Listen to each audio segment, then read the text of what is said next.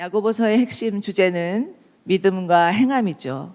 구원받은 성도들이 어떻게 살아야 하는지에 대해서 또 말씀하고 있는 삶의 실천편이라고 할 수 있겠습니다. 예수를 믿고 그 영혼이 구원을 받아서 천국 가는 것 너무 귀한 일이지만 그리스도인으로서 이 땅 가운데 살아가면서 성숙한 모습으로 살아가는 것이야말로 하나님이 원하시고 기뻐하는 일이라 생각됩니다. 어느 신학교에서는 목사 안수 인터뷰에서 면접자에게 꼭 하는 질문이 있는데, 당신은 돈, 섹스, 권력 중에서 어느 부분이 가장 취약하다고 생각하십니까? 라고 묻는다고 합니다. 참으로 난감한 질문이죠. 아무리 목사가 되기로 준비하신 분이라 할지라도 선뜻 자신 있게 대답할 수 있는 분은 없으실 겁니다. 존 파이퍼 목사님은 돈, 섹스, 그리고 권력이라는 책을 쓰셨는데요. 그 책에서 돈과 성과 권력은 하나님이 주신 세 가지 고귀한 선물이지만 동시에 우리의 기쁨과 부와 영혼을 파괴할 수 있는 세 가지 위험들이라고 말씀하셨습니다. 사람마다 아마 각자 취약한 부분이 다 다르겠지만 그 어느 것 하나도 자유로울 수 있는 영역은 없을 것입니다. 오늘 본문은 돈에 관한 것을 다루고 있습니다. 특별히 부를 통한 시험이 어떤 것이며 어떻게 이겨낼 수 있을지에 대해서 살펴보기를 원하는데요. 여러분, 돈 생각하면 정말 그 누구에게도 가장 민감하고 가장 관심 있고 핫한 이슈라 생각됩니다. 오늘 말씀을 통해서 돈에 대한 가치관 또 용도 쓰임새가 새롭게 되어서 하나님께서 우리가 가운데 주시고자 하는 진정한 부, 그것을 누릴 수 있는 여러분들 되시기를 축원합니다. 오늘날을 살아가고 있는 사람들 돌아보면 모두 다 돈 버는데 혈안이 되어 있다고 해도 과언이 아닐 것입니다. 그도 그럴 것이 정말 월급은 빤한데 생활비는 너무 많이 들고 아이들 교육비도 턱도 없이 비싸고 집값은 널뛰듯 뛰어오르고 도대체 어떻게 살아야 될지 잠이 안 올 정도이지 않습니까? 돈으로 인한 희비가 얼마나 많이 일어나는지, 집을 팔았는데 그 집값이 오르면 땅을 치고 울판이고, 집을 샀는데 집값이 오르면 하늘을 나는 것처럼 기뻐하게 되는 게 우리의 마음인 것 같습니다. 돈을 벌어야 되는 것은 지극히 당연한 일이고 또 불가결한 일이지만 자칫하면 우리가 돈의 노예가 되어서 돈하면서 돈에 집착할 수도 있다라는 것도 인정하지 않을 수가 없습니다.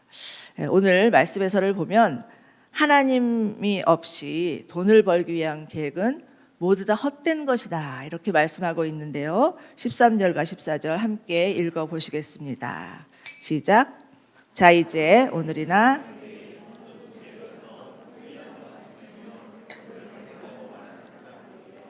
여러분은 내일 무슨 일이 일어날지 모르며 여러분의 생명이 무엇인지 알지 못합니다. 여러분은 잠깐 있다 없어지는 안개입니다. 아멘. 하나님은 우리 인생을 잠깐 있다가 없어지는 안개에 비유하고 계십니다. 안개와 같은 인생이기 때문에 제 아무리 거창한 계획을 세운다 할지라도 하루아침에 사라질 수도 있다는 이야기죠. 누가복음 12장을 보면 우리가 잘 아는 부자 비유가 나옵니다. 어느 부자가 밭을 갈았는데 소출이 아주 풍성했습니다. 그러니 이 부자는 내가 곡식 쌓아둘 것이 없으니까 어떻게 할까? 그러면 내가 창고를 지으면 되겠구나. 그 창고에다 내 곡식을 쌓아두면 되겠구나. 이렇게 생각을 하고 또 자신의 영혼을 향해서도 영혼아, 이제는 여러 해 많이 쓸 것이 차곡차곡 재어두었으니까 더 이상 고민하지 않아도 된다. 이제는 평안히 먹고 쉬고 마시고 즐길 수 있다. 이렇게 자신의 영혼을 향해서 말하는데 하나님은 그를 향해서 무엇이라고 말씀하실까요? 어리석은 자요. 어리석은 자요. 오늘 밤에 내 영혼을 도로 찾으리니 그러면 내 준비한 것이 누구의 것이 되겠느냐, 이렇게 되물어 보십니다. 여러분, 이 부자가 어리석은 이유는 무엇이었겠습니까? 이 부자는 첫째, 자신의 재물을 창고에 쌓아두기만 하면 안전할 것이라고 생각한 것입니다. 둘째는 많은 재물이 행복과 평안을 가져다 줄 것이라는 생각입니다. 그리고 셋째는 재물이 자기 생명을 지켜준다고 믿은 것입니다. 그런데 과연 이 부자만 어리석은 사람이겠습니까? 예수님을 믿지 않은 사람은 물론이려니와 우리 믿는 사람들도 이와 같은 어리석음을 저지르고 있습니다. 우리들도 은행에 잔고가 쌓이면 자기가 가지고 있는 주식이 조금만 오르면 마음이 안심이 되고 또 행복해지기까지 하고 평생 걱정 없겠다라는 생각을 하지만 하나님은 이러한 자들을 향해서 자신을 위해서 재물을 쌓아두면서 하나님께 대하여는 부요하지 못한 자다 이렇게 말씀하십니다.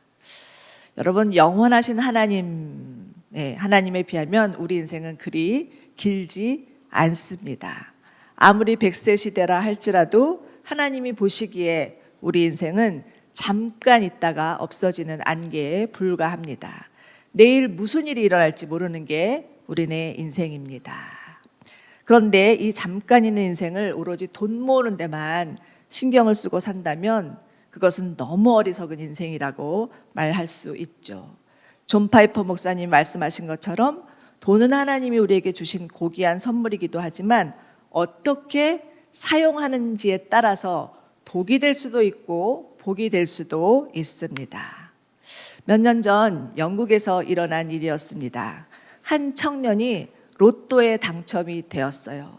우리나라 돈으로 말하면 한 20억 정도 받게 되었는데 이 청년은 평상시에는 시간당 15,000원을 받으면서 평범하고 아주 성실하게 사는 그런 청년이었습니다. 복권이 당첨되니까 과연 이 돈을 어떻게 쓰면 좋을까라고 고민이 당연히 됐겠죠. 우리 엄마 집을 한 채 사드리면 좋겠다라고 생각을 하고 그 다음엔 내 집을 사고 그리고 또 학교에 가서 이제 내가 그동안 하고 싶어 했던 공부, 마치지 못한 공부를 해야 되겠다라고 계획을 세웁니다.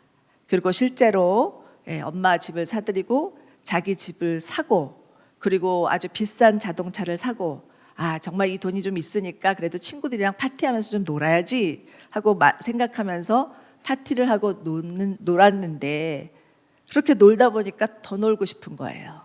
그래서 또 놀다가 결국은 알코올과 또 아주 성중독에 빠져서 결국은 이 청년은 나중에는 그 어린 미성년자들을 대상으로 한 그런 성범죄자로 경찰에 체포되고 맙니다. 실제로 일어났던 일인데요.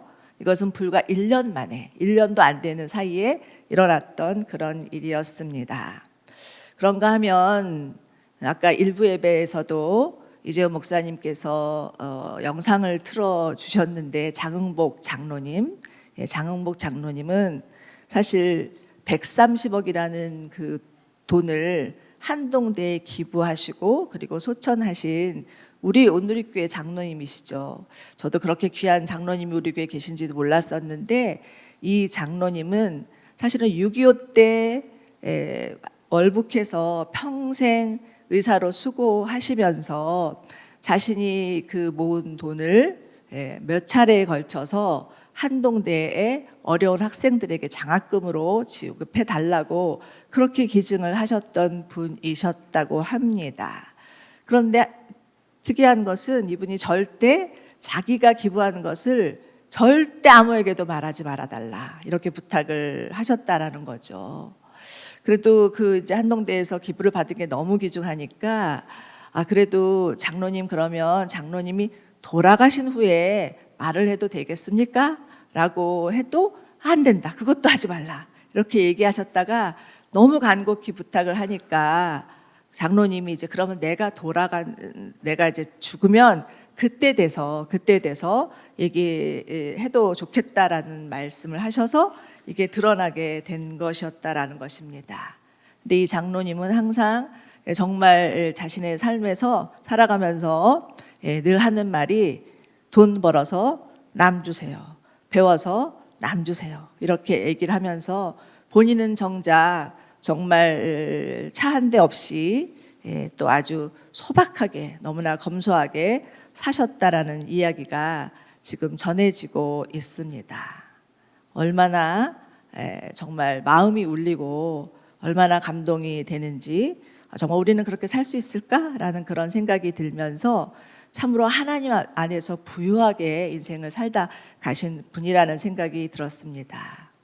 사랑하는 여러분, 하나님이 없는 인생의 계획, 이런 것은 헛된 것임을 알고 하나님 안에서 자신의 인생을 설정할 때 우리 또한 하나님에 대해서 부요한 자가 되실 것을 믿으시기 바랍니다. 자, 이제 야고보는 15절과 17절에서 다시 권면하는데요. 우리 15절과 17절 같이 읽어보시겠습니다. 시작. 그러나 여러분, 주의 뜻이면 그런데 여러분은 교만한 마음으로 자랑합니다. 이러한 자랑은 모두 헛한 것입니다. 그러므로 누구든지 선을 행할 줄 알면서도 행하지 않으면 이것은 죄를 짓는 일입니다. 아멘. 15절을 보시면 주의 뜻이면 이라는 구절이 나오는데, 이것은 내 인생의 주인이 하나님이심을 인정하는 말입니다. 하나님이 내 인생의 주인이기 때문에 주님이 말씀하시면 무엇이든 따르겠습니다 라는 고백이라는 것이죠. 하나님은 나의 주인이시고 나는 하나님의 청지기입니다 라는 고백이기도 합니다. 여러분, 청지기란 무엇을 하는 자들입니까? 주인이 시키는 대로 일에 순종하고 또 주인이 맡기신 것을 책임지고 관리하는 자가 청지기입니다. 마태복음 25장을 보시면 달란트 비유가 나오죠. 한 주인이 타국에 가면서 달란트를 각각 그 종에게 5달란트, 2달란트, 1달란트를 맡깁니다. 여러분, 1달란트가 얼마나 되는 금액인지 대충 아십니까? 그 우리나라 요즘 시세로 말하면 1달란트는 거의 20억에 가까운 돈이라고 합니다. 그런데 이 5달란트를 맡기고 2달란트를 맡기고 1달란트를 맡겼어요. 여러분, 만약에 누군가가 여러분에게 그렇게 큰 돈, 100억, 50억, 20억 되는 돈을 맡긴다면 여러분은 어떻게 하시겠습니까? 5달란트 받은 종은 이 5달란트를 잘 사용해서 다시 5달란트를 남깁니다. 2달란트를 받은 종도 마찬가지였어요. 2달란트를 잘 사용해서 2달란트를 맡깁니다. 그런데 1달란트를 받은 종은 어떻게 했습니까? 그걸 고스란히 땅에 묻고서 주인이 돌아오니까 뭐라고 얘기하냐면, 주인님, 당신은 굳은 사람이어서 이것을 내가 혹시나 어떻게 잊어버릴까 봐 땅에 그대로 묻어두었습니다 라고 말을 하죠. 그랬을 때 그 주인의 반응이 무엇이었는지 여러분 기억하시죠? 악하고 게으른 종아라고 경책합니다. 그렇다면 이 종의 잘못은 무엇이었습니까? 주인을 잘 알지 못했던 것이에요. 주인의 뜻을 알지 못했던 것입니다. 그리고 또 주인에 대해서 오해했기 때문에 그 안에 두려움이 있었습니다. 그 종이 하는 말은 내가 두려워서 땅에 묻었다라고 하는 것입니다. 주인을 잘 알지 못하면 어떻게 해야 될지, 어떻게 사용해야 될지 알지 못하기 때문에 그저 마음에 두려움밖에는 없을 수밖에 없다라는 것입니다. 그래서 그로 인한 결과는 열매 없는 삶이었습니다. 20억이라는 돈이 주어졌으면 은행에 저금만 해도 그 이자만이라도 대단한 액수일 텐데 땅에 묻어두었다라는 것은 이 종에게는 그 주인에 대한 청지기 정신이 전혀 없었다라는 말이기도 합니다. 여러분, 우리는 어떤 상황에서도 하나님이 우리의 주인이시고 우리는 청지기임을 잊지 말아야 합니다. 예수 그리스도를 하나님께서 이 땅에 보내주신 것은 예수님만이 우리의 인생의 주인인 것을 믿기 위함이죠. 그렇기 때문에 우리 인생 가운데 일어나는 모든 일은 주님과 의논하고 주님께 물어보아야 합니다. 만약에 여러분이 여러분의 자녀들의 진로를 결정하면서 그들을 향한 주의 뜻이 무엇인지를 묻지 않는다면, 이사를 하면서도 또 직장이나 자녀들의 학구는 다 고려하면서 하나님의 뜻을 묻지 않는다면 나는 과연 하나님을 주인으로 모시고 있는지에 대해서 진지하게 고민해 보셔야 합니다. 내가 얼마든지 내 인생을 드라이브할 수 있고 그러면서 잘 먹고 잘 살 수 있다고 생각한다면, 그렇게 생각하면서 자신을 자부하고 자랑한다면 그것은 즉 교만한 사람입니다. 그리고 그 교만한 자의 말로야말로 패망일 수밖에 없다라는 것을 성경은 말하고 있습니다. 여러분, 하나님은 모든 물질의 주인이십니다. 그 어느 것 하나도 내가 얻고 내가 수확할 수 있는 것이 없습니다. 주시는 이도 하나님이시고 거두시는 이도 하나님이십니다. 이스라엘 백성이 광야에서 배워야 했던 것은 오직 하늘에서 만나가 내려야만 생존할 수 있다는 그런 교훈이었습니다. 또한 가나안에 들어가서도 마찬가지였죠. 오직 하늘에서 비가 내려야만 수확을 얻을 수 있다는 교훈이었습니다. 그러므로 우리는 우리의 모든 필요를 공급해 주시는 하나님을 믿으면서 하나님 앞에 저는 그저 하나님이 시키는 일을 할 뿐입니다. 나는 무익한 종입니다. 라고 고백하는 것입니다. 이것이 바로 청지기 정신이죠. 그리고 이 청지기 정신이 있을 때만 우리를 시험하는 부의 욕망으로부터 벗어날 수 있고 하나님이 원하시는 선하신 일을 할 수가 있습니다. 오늘 말씀에서는 네가 선한 일을 알고도 행하지 아니하면 그것은 죄니라 이렇게 말씀하고 있습니다. 자, 그렇다면 하나님이 말씀하시는 선한 일이란 무엇일까요? 여러 가지 있겠지만 예수님께서 우리에게 내가 너희에게 새 계명을 주노니 너희는 서로 사랑하라, 내 이웃을 내 몸과 같이 사랑하라 이렇게 말씀해 주셨습니다. 결국은 내가 내 것을 움켜쥐지 아니하고 내가 가진 것을 남에게 베푸는 것, 손을 내미는 것, 섬기는 것, 이것이 바로 선한 일입니다. 요즘 전 세계에 쏟아지고 있는 난민 때문에 얼마나 많은 나라들이 골머리를 앓고 있는지 모릅니다. 나라마다 긴장을 하면서 혹시나 자기의 나라의 안정과 평화를 이 난민들이 깨트릴까 봐 전전긍긍하면서 어떻게 하면 난민을 받지 않을까라는 그런 생각과 전략을 짜고 있는데, 하나님은 뭐라고 말씀하십니까? 너희는 나그네를 사랑하라, 고아와 과부를 대접하라 이렇게 말씀하십니다.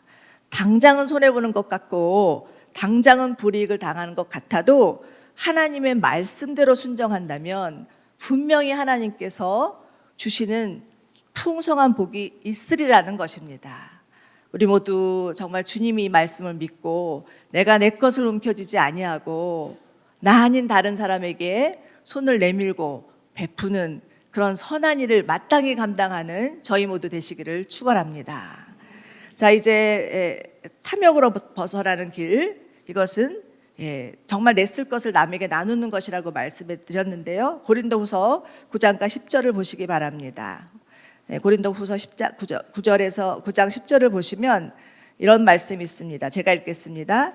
심는 사람에게 씨와 먹을 양식을 주시는 하나님께서 여러분에게 심을 씨를 주시고 풍성하게 하시고 많은 열매를 거두게 하실 것입니다.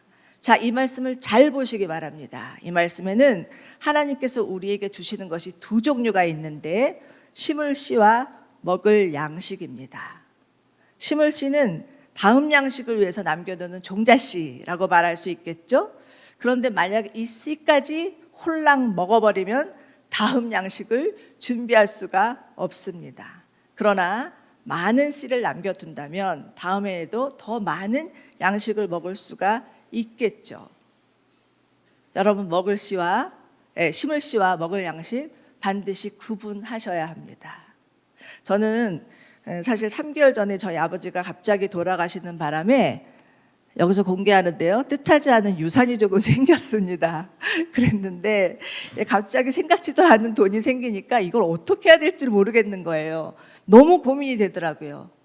고스란히 은행에다 넣어두면 왠지 마음이 든든할 것 같은 그런 생각까지 들었는데, 하나님 앞에 기도하니 하나님께서 심을 곳을 가르쳐 주셨습니다.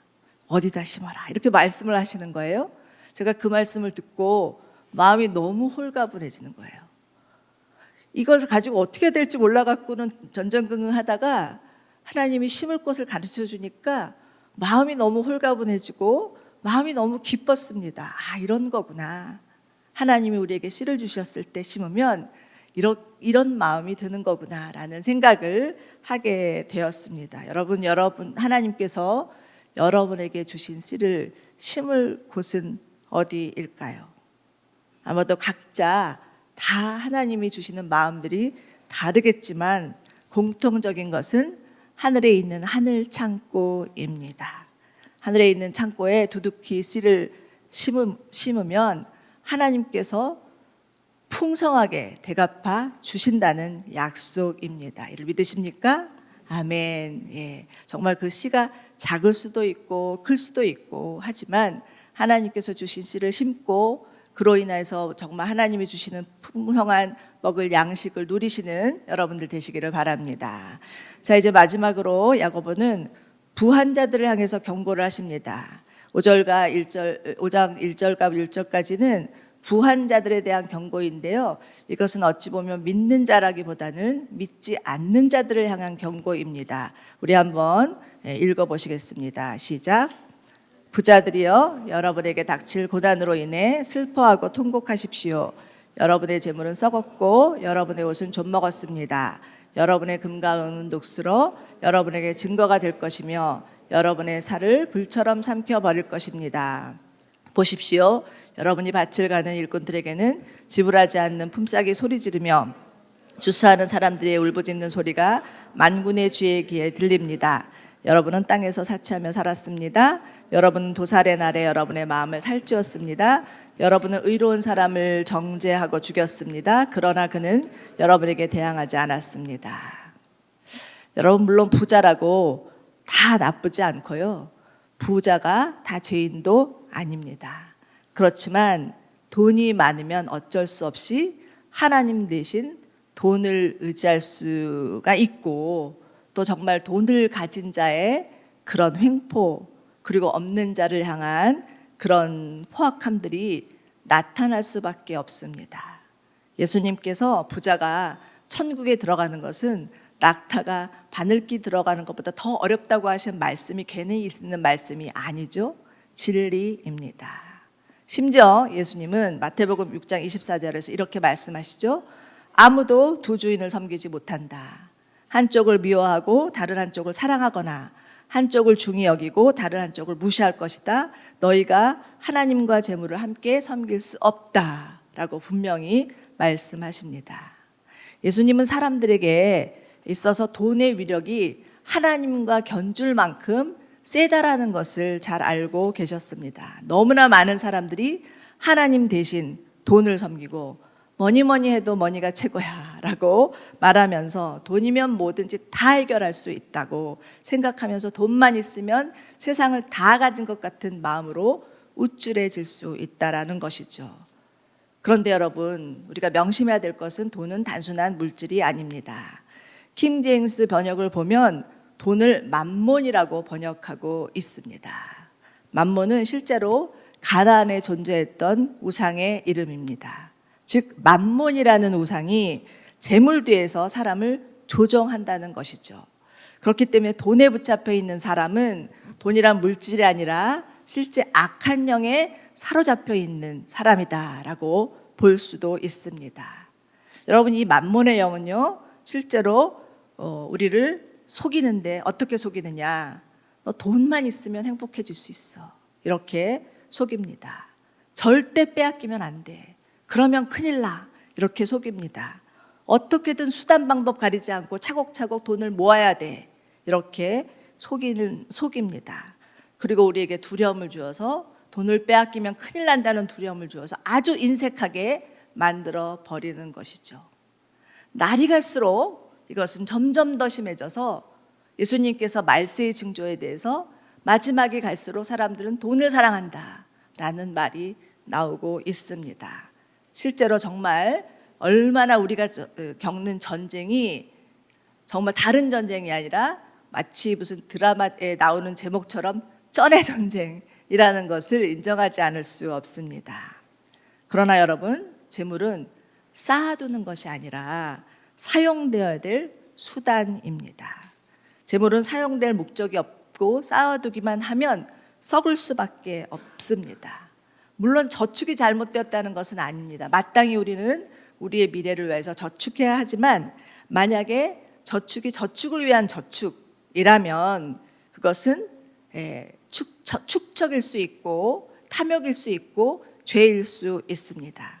돈의 마지막 목적은 마지막까지 자기가 할 수 있는 한 주기 위해서 존재하는 수단이어야 합니다. 저축한 돈으로 선교하고 가난한 이웃을 돕고 고통받고 또 있는 이웃들을 돌아볼 때 그 돈은 선한 수단이 되는 것이죠. 그렇기 때문에 우리 그리스도인이라면 물질을 쌓아두지 말고 끊임없이 하나님이 주신 물질을 어떻게 사용해야 될지에 대해서 고민해야 됩니다. 여러분, 하나님 나라의 법칙은 사고 파는 법칙이 아니라 주고 받는 법칙이라는 것을 꼭 기억하시기 바랍니다. 또한 재물은 정당한 방법으로만 취득해야 합니다. 정당한 방법으로 취득될 때 하나님의 선물이 될 수 있기 때문이죠. 야고보가 본문을 기록할 때는 해외로부터 돈을 많이 번 부자들이 돌아와서 고향에 돌아와서 땅을 살고 노동자들을 고용해서 농사를 지으면서 그 현지 농부들을 착취하는 일들이 많이 있었습니다. 그래서 야고보가 그들을 향해서 정말 노동자들에게 주지 않는 그런 체불된 임금과 노동자의 소리가 주님의 귀에 들리고 있다, 이렇게 신랄하게 지적을 하는 것이죠.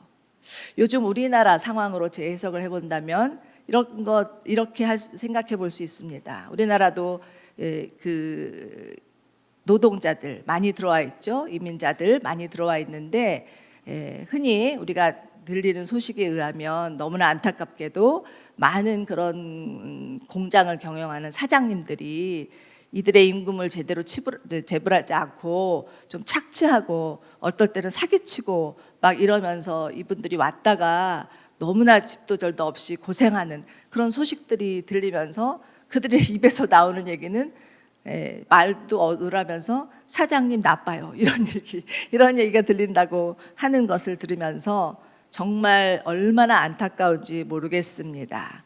그런데 하나님은 이런 자들을 향해서 반드시 너희들을 심판할 날이 있을 것이라고 말씀을 하시는데, 실제로 예루살렘 70년에는 야고보서가 쓰인 것은 50년 정도인데 한 그로 지나서 20년 후에 70년대는 예루살렘이 파괴가 되죠. 로마의 디도에서 파괴가 되면서 특별히 그 땅에 있는 그런 부유한 자들, 그 부유한 자들의 그런 재산은 다 약탈을 당하고 빼앗기게 됩니다.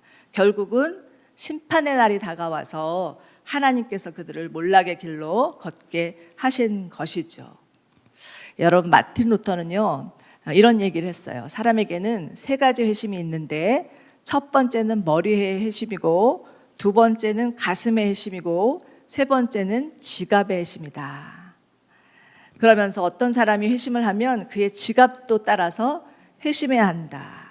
그 사람이 물질을 어떻게 모으고 또 어떻게 사용했는가가 정말 그 앞에 있는 그 두 가지 회심의 척도가 될 수 있다라는 말을 했습니다. 여러분, 여러분의 지갑은 어떻습니까?